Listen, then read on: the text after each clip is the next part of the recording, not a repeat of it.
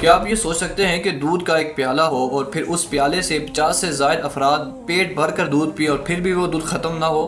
بالکل جی ہاں، اسی طرح کا ایک واقعہ بخاری شریف میں موجود ہے، اور یہ واقعہ حضرت ابو ہریرہ رضی اللہ تعالی عنہ آپ خود بیان فرماتے ہیں، اور یہ صرف واقعہ نہیں ہے بلکہ یہ ہمارے اور آپ کے نبی حضور علیہ الصلوۃ والسلام کا ایک پیارا سا معجزہ ہے۔ حضرت ابو ہریرہ رضی اللہ تعالی عنہ آپ یہ واقعہ خود بیان فرماتے ہیں، حدیث پاک کا مفہوم آپ فرماتے ہیں کہ میں اکثر بھوک کی وجہ سے اپنے پیٹ کے اوپر پتھر باندھا کرتا تھا۔ ایک دن اسی طرح مجھے سخت بھوک لگی ہوئی تھی، آپ علیہ السلام کا وہاں سے گزر ہوا، آپ نے فرمایا اے ابو ہریرہ میرے ساتھ چلو۔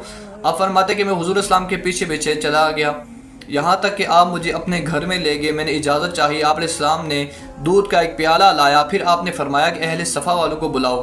حضرت ابو ہریرہ آپ نے دل میں ہی سوچا کہ میں تو یہ سمجھ رہا تھا کہ یہ دودھ میرے لیے ہوگا اور میں سراب ہو کر اس دودھ کو پیوں گا، میری بھوک ختم ہو جائے گی۔ اب جب وہ اہل صفا والے آ جائیں گے تو پھر میرے لیے تو دودھ بچے گا ہی نہیں۔ چنانچہ حضرت ابو ہریرہ فرماتے ہیں کہ آپ علیہ السلام کا حکم تھا، میں نے حکم کی تعمیل کرتے ہوئے میں اہل صفا والوں کو بلانے چلا گیا، میں ان کو بلا کر لایا۔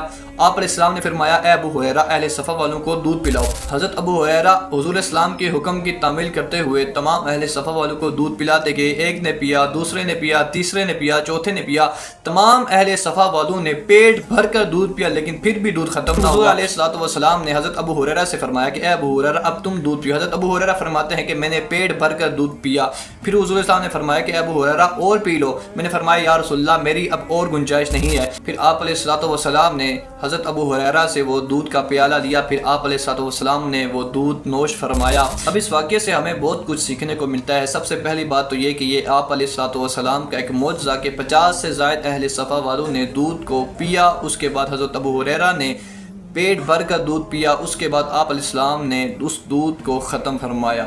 دوسری بات یہ ہے کہ آپ علیہ الصلوۃ والسلام نے سب کو دودھ پلایا اور سب سے آخر میں آپ نے خود وہ دودھ نوش فرمایا۔ دوسری بات یہ ہے کہ ہمارے برتن میں کوئی دوسرا شخص پانی پی لے، پھر ہم اس برتن کو دھوئے بغیر استعمال نہیں کرتے کہ یار فلاں شخص نے پانی پیا تھا۔